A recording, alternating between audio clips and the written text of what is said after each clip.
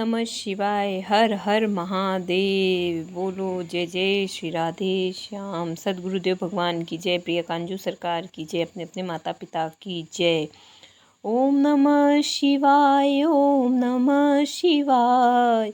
हर हर भोले नमः शिवाय। वृषकनिका आप सभी को सावन के पहले सोमवार की बहुत बहुत शुभकामनाएं देती है। और आइए हम सभी लोग मिलकर के शिव पूजन करें, लेकिन उससे पूर्व जान लें कि श्रावण मास भगवान शिव को अत्यंत प्रिय क्यों है। क्योंकि श्रावण मास प्रारंभ हो चुका है। अब सावन का आज पहला सोमवार है। बहुत से शिव भक्त उपवास भी करेंगे। मैं भी कर रही हूँ, मैं भी करूँगी। कहते हैं कि सोमवार के दिन शिव जी की पूजा का विशेष फल होता है। अब सावन का ही महीना शिव जी को इतना प्रिय क्यों है? तो सावन का महीना पवन करे शोर, मतलब सावन के महीने में ही सबसे ज़्यादा वर्षा होती है। और ये वर्षा भगवान शिव जी जो कि विष का पान करे हैं, उस विष को शीतलता प्रदान करती है। सबसे प्रचलित पौराणिक कथा ये है कि माता सती जी के अपने पिता दक्ष के घर योग शक्ति से शरीर त्यागने से पूर्व उन्होंने शिव जी को हर जन्म में पति के रूप में पाने का प्रण किया था। इसलिए उन्होंने दूसरे जन्म में पार्वती के रूप में भगवान शिव जी की पूजा की और सावन के महीने में कठोर तप किया। इस तपस्या से प्रसन्न होकर भगवान शिव जी ने उनसे विवाह कर लिया। तभी से ये महीना भगवान शिव जी को अत्यंत प्रिय है। ये कथा स्वयं भगवान शिव जी ने ब्रह्मा जी के पुत्रों सनत कुमारों को सुनाई थी। क्योंकि सनत कुमारों ने भगवान शिव जी से सावन के महीने के प्रिय होने का कारण पूछा था। और एक प्रचलित कथा के अनुसार सावन में ही समुद्र मंथन के दौरान जो विष निकला था, उसको भगवान शिव जी ने स्वयं पान करके संपूर्ण सृष्टि की रक्षा की थी। अतः ये शिव जी का प्रिय महीना है। शिव पुराण के अनुसार भगवान शिव और माता पार्वती भूलोक पर निवास करते हैं। याद रखिएगा, इस समय आपकी हेल्प किसी को भी चाहिए ज़रूर कर दीजिएगा। क्योंकि किसी न किसी रूप में भोलेनाथ जी, शिव पार्वती जी दोनों हो सकते हैं।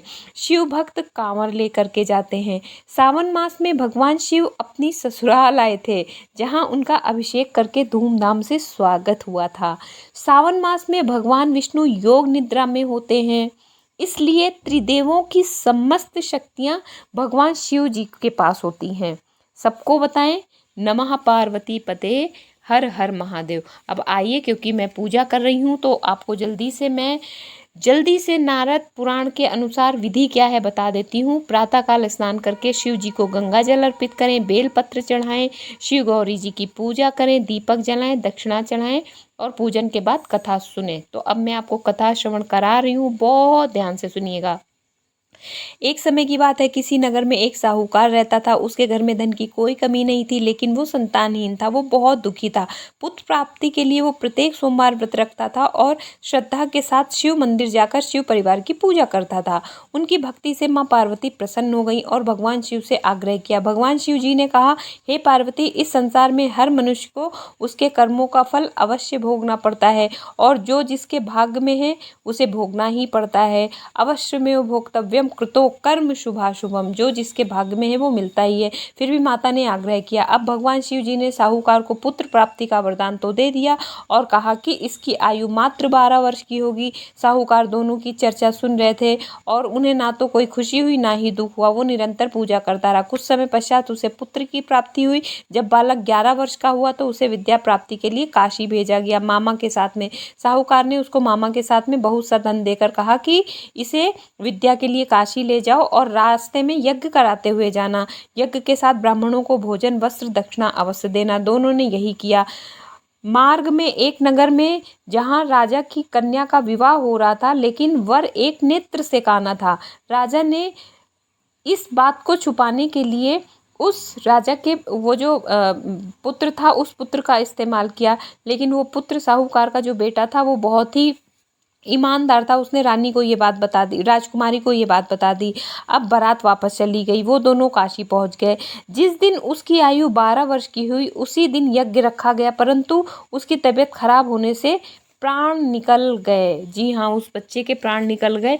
ये देखकर माता ने रोना शुरू कर दिया। संयोग से उसी समय भगवान शिव और माता पार्वती उधर से जा रहे थे। पार्वती मैया ने कहा, स्वामी मैं इसका विलाप सह नहीं पा रही हूँ। शिव जी ने कहा, ये वही पुत्र है जिसे मैंने 12 वर्ष की आयु का वरदान दिया था। अब माता ने आग्रह किया कि अगर इसकी आयु बढ़ा दी जाए तो ज़्यादा अच्छा होगा, क्योंकि इसके वियोग में तो इसके माता पिता की भी मृत्यु हो जाएगी। अतः शिव जी ने उसे जीवित होने का वरदान दे दिया। विद्या प्राप्त करके वह अपने मामा के साथ घर लौट रहे थे। फिर वो वहीं पहुँचे जहाँ उसका विवाह हुआ था। वह भी यज्ञ किया।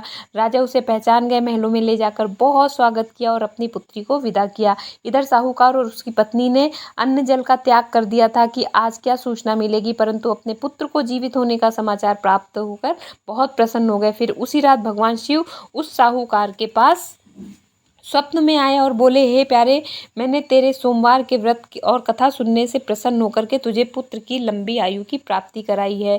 और इस कथा का श्रवण करता है, जो कोई भी इस कथा का श्रवण करता है उसके दुख दूर होते हैं। बोलो शिव भगवान की जय। नमः पार्वती पते, हर हर महादेव। चलो जल्दी से आरती कर लेते हैं।